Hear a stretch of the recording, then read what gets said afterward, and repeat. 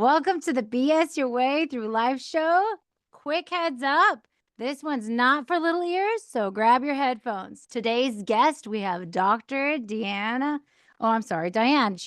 Mueller, aka My Libido Doc, brings warmth, wisdom, and real talk to the conversation around intimacy and marriage.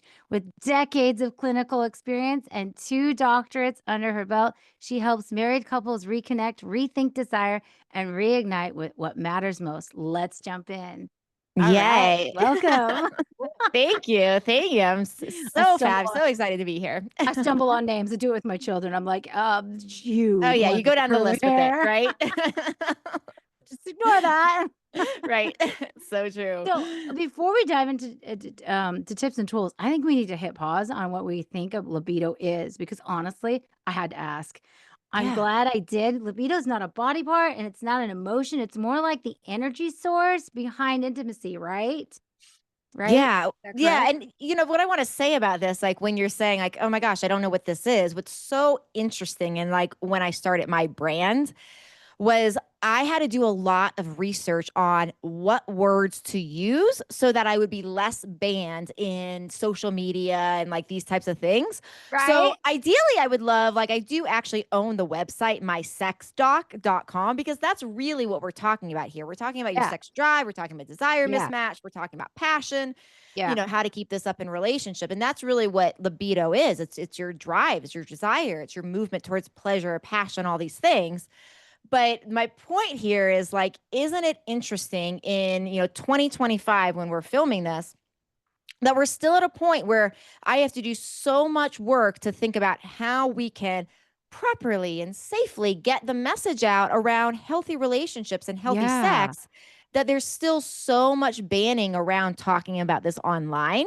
And Yeah. that's why I'm sure you're not the only person that's like, libido, what is that? Because we're not coming out and actually saying sex and sex drive, although that's really what Right. we're talking about here. Yeah, it is. It is. And that energy shifts with life stress, hormones, and the flow of connection and marriage.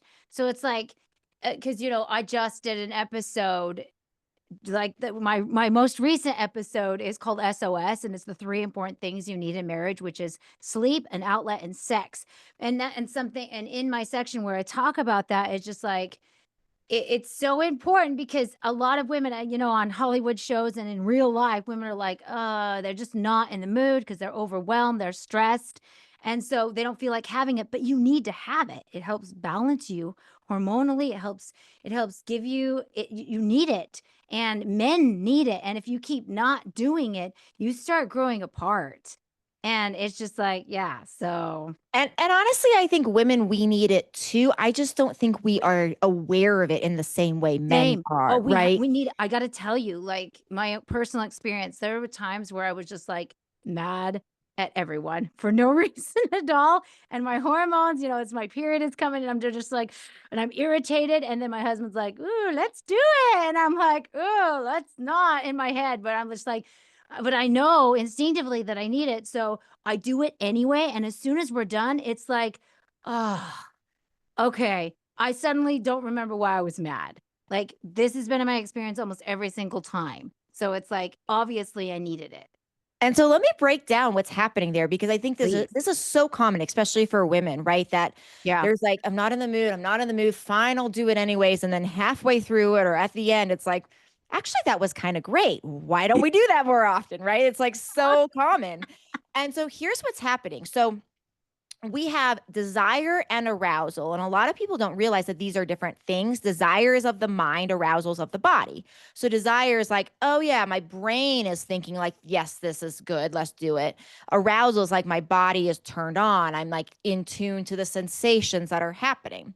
So, for men, most commonly, and we're talking a little stereotypical here, but Yeah. most commonly, desire is first. It's like, oh, in a hetero relationship, seeing their partner, their wife walk across the kitchen. It's like, oh yeah, your breasts look great in that shirt. And they have the thought, and all of a sudden the desire's there, then Right. the arousal follows. Well, what Yes. we're not taught as women, and this is like been like a problem for both women and men, because everybody is misunderstanding, is for women a lot of the time, except sometimes in like the new relationship energy, arousal is before desire. So what that means is the thought in the mind of like, oh, I want to do this, this feels good, doesn't happen until after the body is sufficiently aroused. So what that means is for a woman to actually feel desire much of the time, a great way of her in her mind being like, yeah, this sounds like a good idea is to give her a sensual massage, do things that are going to help her drop into the body. So then she slowly starts getting aroused.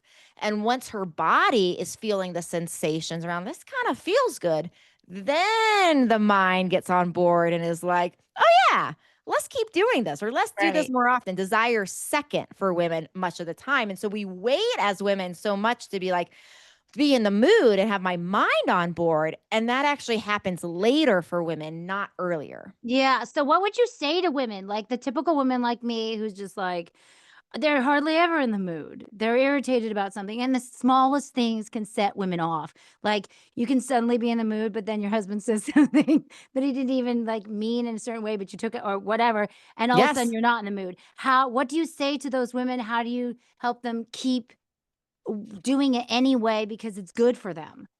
So I say so many things to both the women and their partners in this Okay. scenario. So first of all, it's worth considering going to libidoco.com. I have a free quiz there. So it's at Perfect. libidoco.com. Love a good quiz, you know. But what Yes. this quiz is it's going to teach you more about your unique turn-ons and turn-offs as well as your partner. So if you Would you take send me this the links to that after the show, please? Yes, I'll link absolutely. 'em in my no show notes. Yeah, absolutely. And like what we find is some people, men and women alike, are more what we call an emotive type. And the emotive type are in particular going to be people that have to actually solve that. Wow, you said that thing to me and I'm like really ticked off about it. That in order to actually drop into their body, they're going to need to solve that first. So other types will be able to put that aside more and focus on other things, but that allows you to understand just it's kind of like the love language, concept, but Yeah. for sex and for turn-ons. So one, understanding that. Two, getting partners on board. This is not like a women just work on yourself. This is we come together as partners where we put each other back on the same team to start communicating. And what we really need partners to understand is like because women have such a diffuse, what we call a diffuse awareness. And anybody that studied Alison Armstrong's work, she goes really deeply into this concept. And as diffuse awareness, what that means is like a woman is going to be aware of in any situation, the pillow's out of place, the dishes are in the sink. I hear my kid, crap, I forgot to do that thing at work. Oh, my Yes, husband's coming on to in me our heads, in all our at the heads. same time, right? This is It's happening.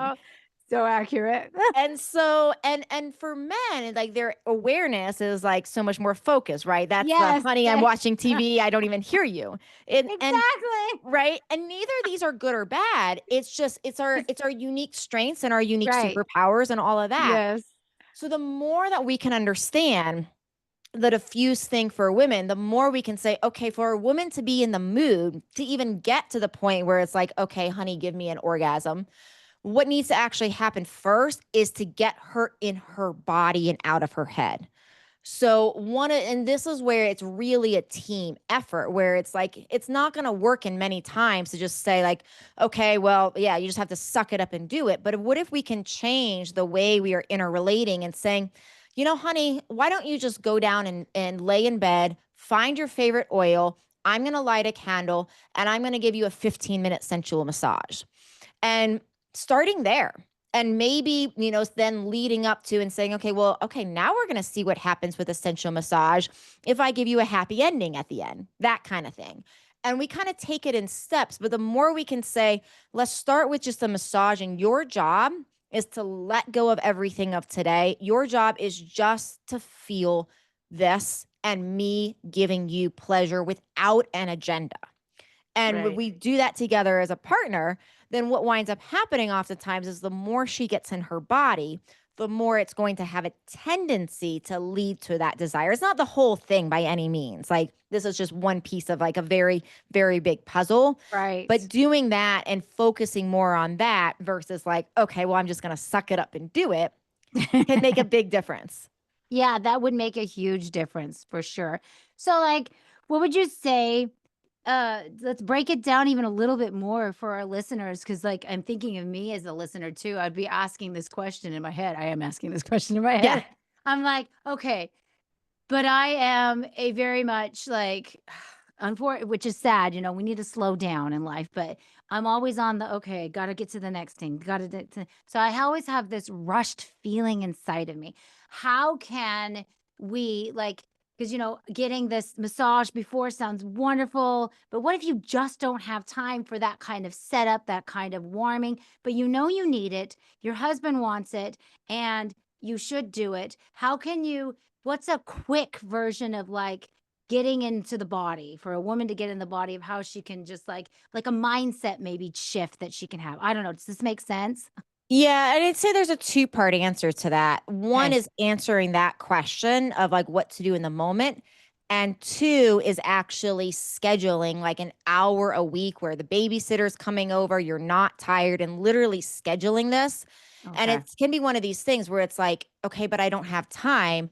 But it's one of these things around like, well, like one of the exercises I sometimes have people do is draw out like make a list of all the things that are most valuable to your life, top to bottom, right? And most people, their partner is fairly close to the top, right? Maybe kids come up, kids are up there, careers up there, but partners usually like one of the first few things, if not the top. So you make your value list of the things you value the most. Then you draw a pie chart and you draw like a circle, right? Like that. And you draw pies and 24 of them. And so then you're going to cross probably 6 to 8 out of them and you're going to write sleep in them. And you're going to write on every other part of the pie what you're doing. And what you're looking for is on your average day, do the things that are most valuable to you are the things that are most valuable, do they have a place in your pie?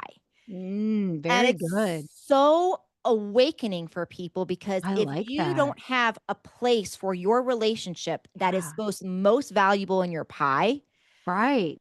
then honestly there is a And you're very doing it hard time. wrong. You're yeah, then we have to have like a step and say, well, if this is the most valuable thing in your life, one of the top, how can you find an hour a week to put towards that most valuable thing? Yeah. Right? Yeah. For So real. there is a real thing with like there is time, like we do have to actually put time in our schedule to deeply connect with our partner if we want to have this relationship to be thriving. So that is a very, very real thing. So sometimes it means saying no to other things. Right. Sometimes there's other things that you might have to give up. I'm asking an hour a week, right? And I say that because the couples that report the most satisfied in their relationships have sex, like really, really healthy sex about once a week on average. So once a week, carve that out. So that's answer one. Answer Okay. two is like, okay, now, what about the rest of the time where it's like, hey, we want this extra, we want this connection, we're trying to jump into our body, we only have a second? I would say, what are the things that you are most like drawn to? Like for some people, the way to get most in their body is through movement. So, can you put on your favorite song and Oh, just yeah. and dance? And can you Music. say, I'm angry and what is my angry song? And I'm just going to dance like my anger wants to dance. Or I'm sad. I'm going to put on a song that makes me feel sad and I'm going to dance from that part of myself, right? It can be breath work. It could be popping in for a quick shower. It could be putting oil on your hands and giving yourself a quick 2 minute sensual massage yourself. It could be rubbing your feet, and it could be singing. But the idea with it is like, in order to feel pleasure, we have to be present in the moment. So Yeah. anything that you feel drawn to that is going to help your mind drop into your body is what you want to like. Yeah, some people that's going to be doing a breathwork activity. Other people it might be doing a yoga pose. Other people it might be, dancing to their favorite song. Whatever it is, it doesn't really matter, but finding that thing that you're like, this is a joyous way, this is a joyous thing to me for me to do, and I'm going to take 3 minutes and I'm going to do this thing. Right. Yeah. So, another question too about getting into your body. A lot of women, most women struggle with image Yeah. issues. They struggle with self-esteem. Like, I am definitely part of that struggle. Of the last year or so, I've been so much better. I finally have been able to shift my mindset, but like a lot of women, they spend the whole time worrying about how they look during it as opposed to Yeah. enjoying it. And they're concerned, like, whatever body part they're super insecure about, just like, how do I hide that while we're doing this? And that takes Yes. away the joy of the whole thing. What can we say to those women? Well, you're absolutely right, right? Like nobody that I've ever talked to has ever been able to have an orgasm or enjoy pleasure when they're thinking like, do my belly rolls stick out too much in this position, right? It is What's he it's gonna think? it's pretty impossible. First of all, chances are very strongly that your partner absolutely loves the way you look. Second of all, it is really interesting in research on body image that what we see is people that have regular orgasms tend to improve their body image over time the more orgasms they have. So orgasms Aha! can actually help you repair your body image. Wow. But one of the things I love talking about is using sex and intimacy, not just as pleasure, not just for closeness, although those are great uses for it, but Yes. of actually healing our core beliefs. Because anytime we get into a mind altered state, it is easier for us to reprogram our nervous system. So like I will actually work with my partner on this and I'll tell him things like if I'm feeling self-conscious about something or I'm like stuck on some thought that's not serving, I will tell him this and I'll be like, hey, and then this will have a conversation before we're intimate. And I'll say, like, hey, like, really feeling self conscious around this. So, as we're getting into passion and all this, here's what I would love for you to say to me over and over. And I will actually say, so the conversation I'll have to myself is like, okay, what am I feeling insecure? And I don't do this every time, but if I am feeling insecure about something, I'll say, like, okay, what am I feeling insecure? And what is that part of me need to heal to actually heal and repattern? And I'll have that conversation privately. And then I'll tell him. Sometimes I don't even tell him I'm like insecure. Sometimes I do. Yeah. But I will tell him, hey, this is can when when we're making love, can you whisper this kind of stuff into my ear? And I will give him the information he needs to be able to provide me my own healing. And partners are generally like they love, good partners like love to provide Oh, ways of like yeah. A good supporting partner us more. will, yes. Exactly.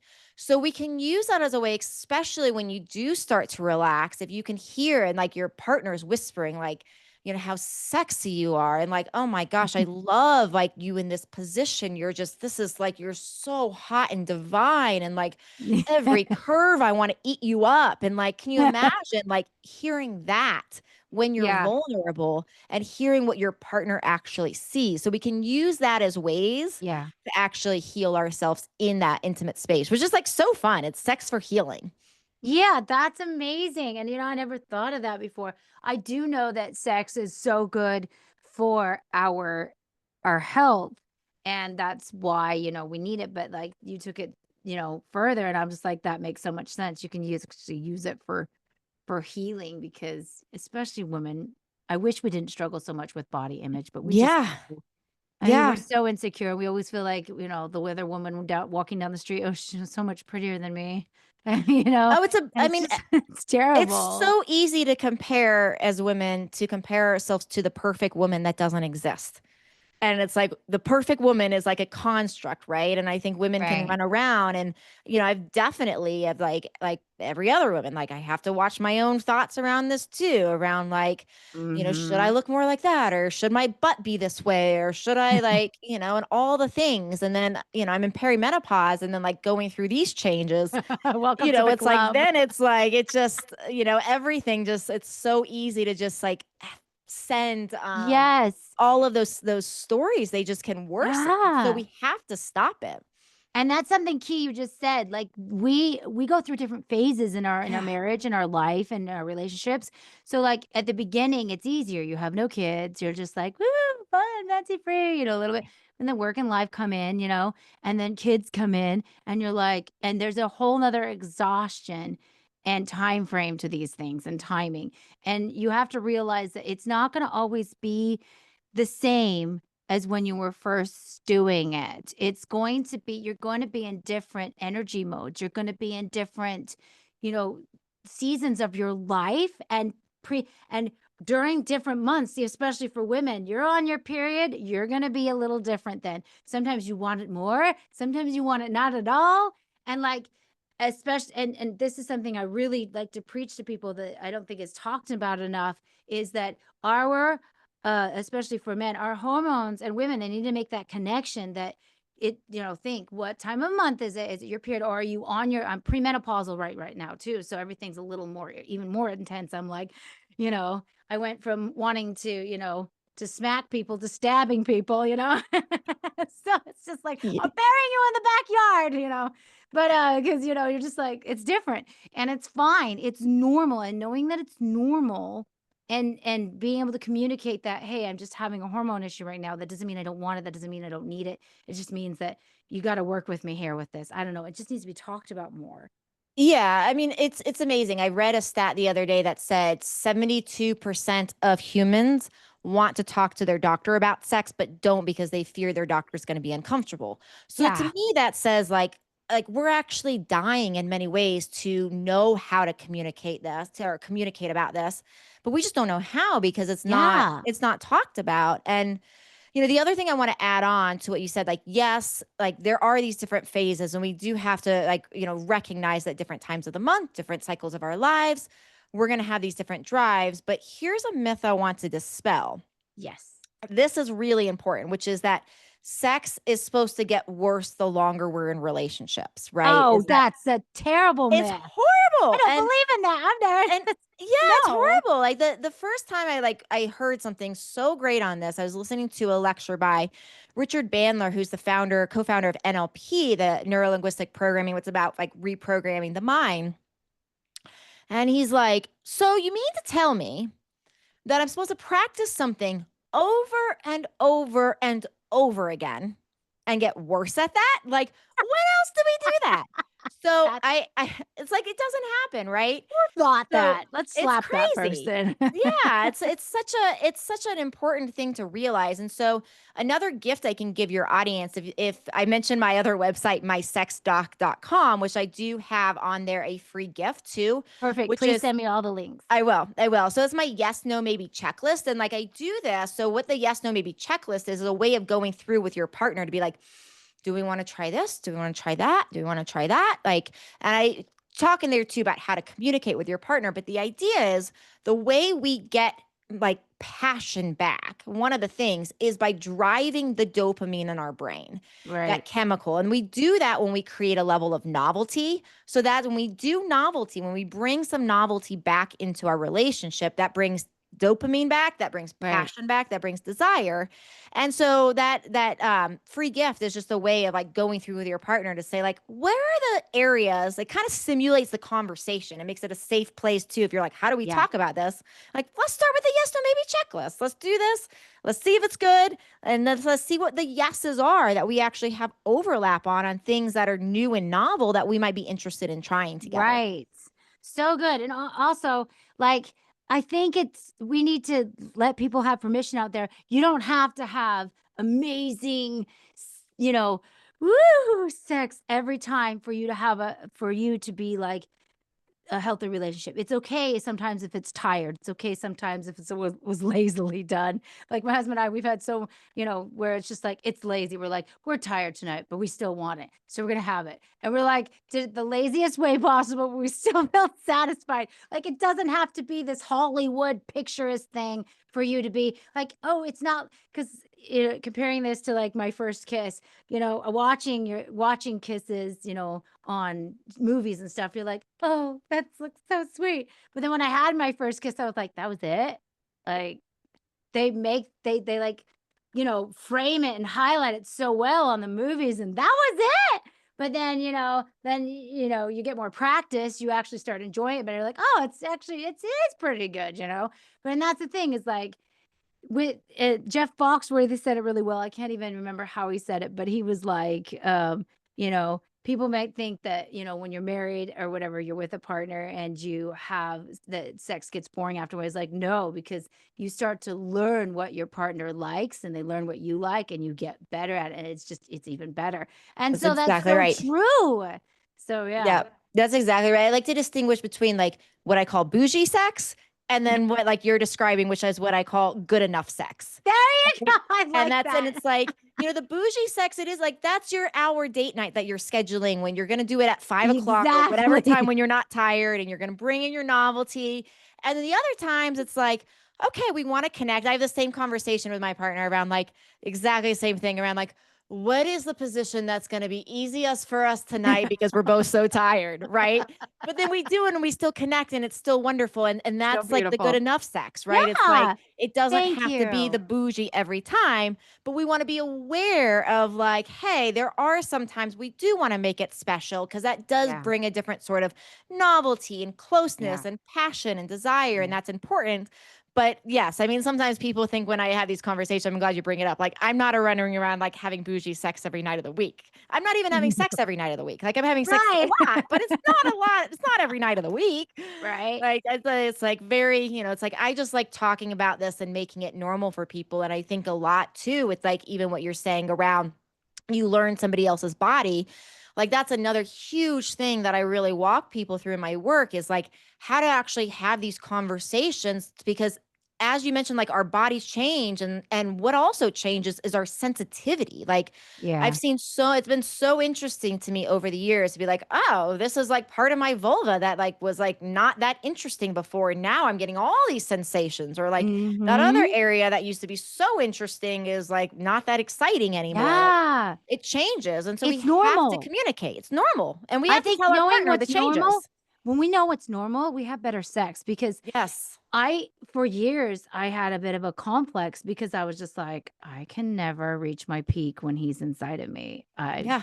It's maybe twice in my whole marriage, Yeah. right? So it's like, and you know what? That's normal. I think most Normal. women don't.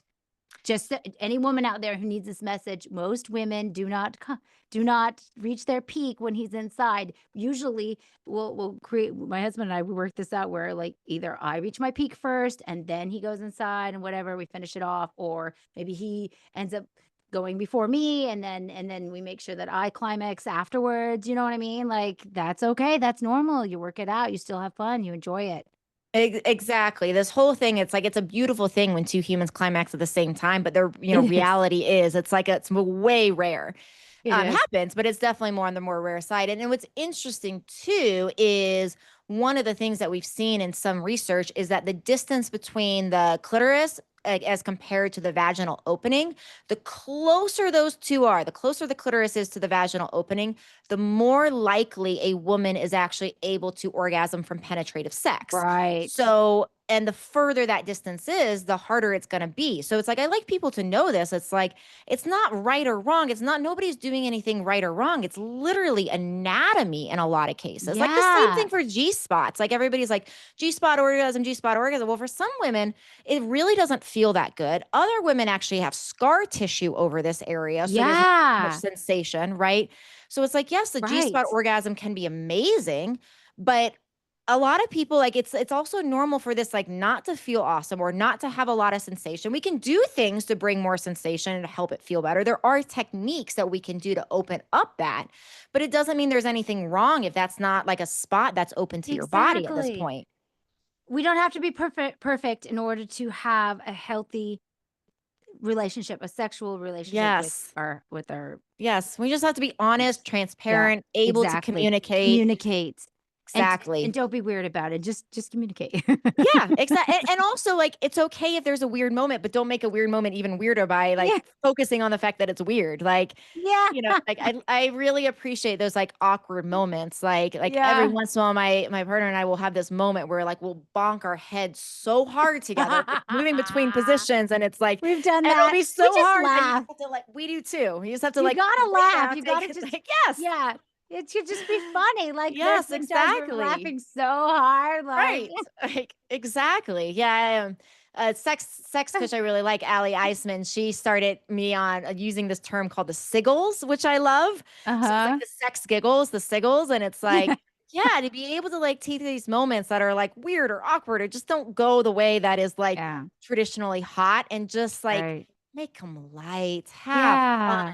It's a play, special giggle. time, make it special. Yeah. Exactly, Yeah, and exactly. It and doesn't it's have to good go for your health. perfect to make it the best Exactly. ever, right? Yes. That's Yeah, it's so so good. true. Well, thank you so much. I appreciate this conversation. I think this is going to really help a lot of people because there's so many women out there that, women and men, but I know more women than I know men that really, that have these struggles, that have these thoughts, and they just don't know where to turn. And maybe they even don't, they feel uncomfortable even asking. So I think this will really help. Yes, please let people know how they can connect with you and send me all the links too so that they can click on them on the show notes. And Perfect. yeah, is there anything last words you'd like to leave with us? Just that you're worth it. Your relationship's worth it. And I really encourage you to do that, that exercise, the pie chart exercise, and just really think about, hey, is your relationship a priority in your mind? And just as a reminder, if it's a priority in your mind, then it's worth it to find that hour in your week to make it a priority in your life. You're worth it. Your relationship is worth it. It'll thank you. Perfect. Thank you so much. I really appreciate you coming on my show. And it was really fun having you. I It think we had was. a really fun conversation and it's going to Me help so too. many people. I appreciate what you do. So Thank keep on doing it. thank you so much. Thank you for Thank you having so me. much. Hope to have you another time.